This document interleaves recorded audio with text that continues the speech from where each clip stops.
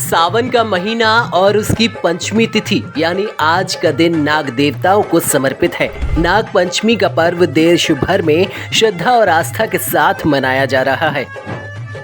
आपको बताएं कि ये सिर्फ धार्मिक पर्व नहीं बल्कि हमारे समाज संस्कृति में सांपों को लेकर बने मिथकों और विज्ञान के बीच के फर्क को समझाने का भी दिन है।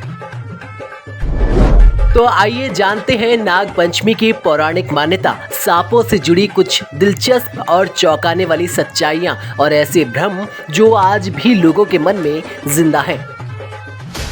क्यों मनाई जाती है नाग पंचमी? नाग पंचमी की जड़ें महाभारत काल से जुड़ी हैं। मान्यता है कि परीक्षित राजा की मृत्यु तक्षक नाग के डसने से हुई थी। राजा के बेटे जन्मेजय ने बदले में एक नाग यज्ञ शुरू किया जिसमें सैकड़ों सांप जलने लगे, लेकिन तभी एक ऋषि आस्तिक मुनि ने आकर यज्ञ रुकवाया और नागों की रक्षा की। जिस दिन यज्ञ रुका वो दिन था सावन शुक्ल पक्ष की पंचमी का। तभी से इस दिन को नागों की रक्षा और सम्मान के प्रतीक के रूप में मनाया जाने लगा। यज्ञ की आग को ठंडा करने के लिए आस्तिक मुनि ने उसमें दूध डाल दिया था। इस मान्यता की वजह से नाग पंचमी पर नाग देवता को दूध चढ़ाने की परंपरा शुरू हुई है।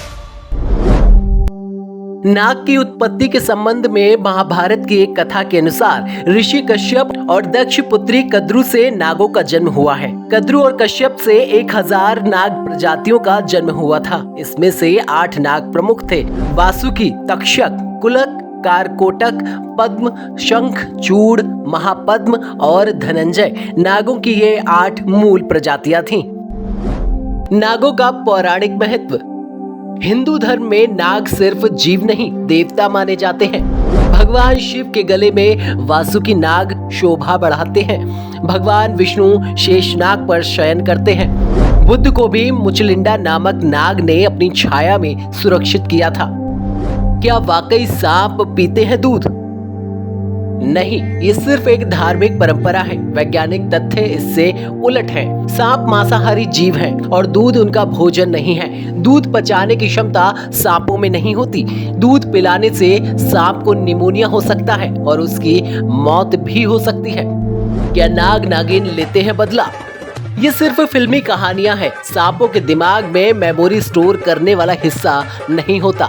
जब कोई सांप मारा जाता है तो वो एक खास केमिकल छोड़ता है जिसे सूंघकर दूसरे सांप वहां आ सकते हैं और लोग समझते हैं कि ये सांप बदला लेने आए हैं। अगर किसी सांप को मारा है और उसका खून इंसान के कपड़ों पर लग गया है तो उस खून की गंध को सूंघते हुए अन्य सांप उस व्यक्ति का पीछा जरूर कर सकते हैं।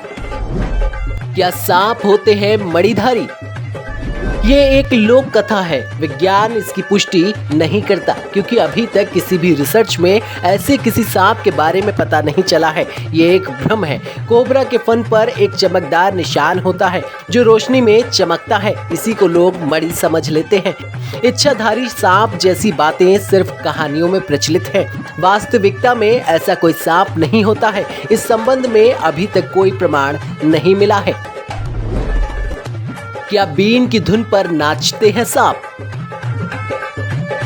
सांप ध्वनि के प्रति संवेदनशील नहीं होते बल्कि वो सपेरे की हरकतों को देखकर रिएक्ट करते हैं। जब सपेरा बीन हिलाता है सांप उसकी दिशा में मूव करता है। इसे ही लोग सांप का नाच समझते हैं।